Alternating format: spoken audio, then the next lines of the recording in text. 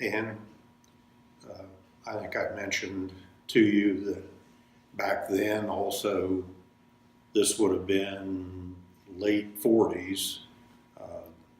Farmers around the area still raised a good bit of wheat.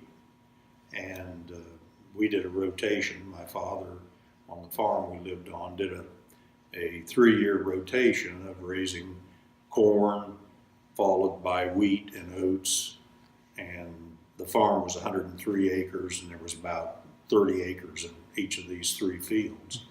But he'd raise corn, followed by wheat and oats, and then plant alfalfa, a mix of alfalfa and clover and timothy, and for hay.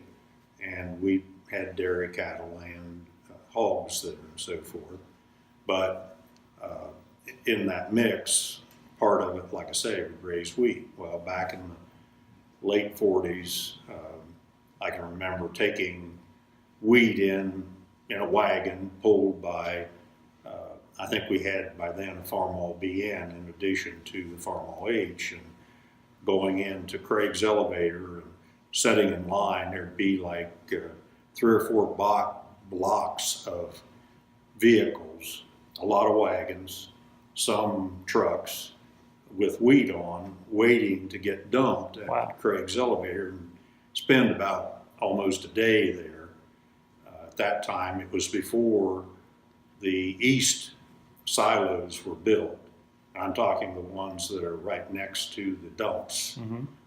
The east silos were built, I think, in the late 40s. I remember they did a continuous pour, and since we lived as close to town as we did, we could see the lights on at night as they were pouring those silos. Wow. It was a slip form process where they gradually jacked the forms up and kept pouring cement around to do the, I'm not talking about the 4 silos that are the, I don't know what you call that type of pour. They took the forms off and put them up on those, where the original ones, like I say, it's a slip pour that they just gradually kept jacking those up. But I learned to drive like I said, we always had Farmall equipment. I learned to drive a John Deere there because during that wheat harvest, because a friend of mine, Bob Godwin, lived about halfway over to Zanesfield along 5, and he had come in with a load of wheat also, so we switched. He drove our Farmall BN when you got to move, which was not too often, and I got on his John Deere. I can't remember whether it was an A or B now, and almost ran over things because I was not used to a hand clutch. Yeah. So, and of course I can remember Craig's always had a Coke machine out in front, and back then it was a nickel Coke. Yeah. It was the little bottles of Coke.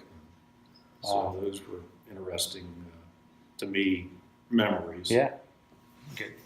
No, I was going to say I wanted to get at least one plug in for the Opera House, because I do remember the open, arched opening into the front of the west end of the town hall.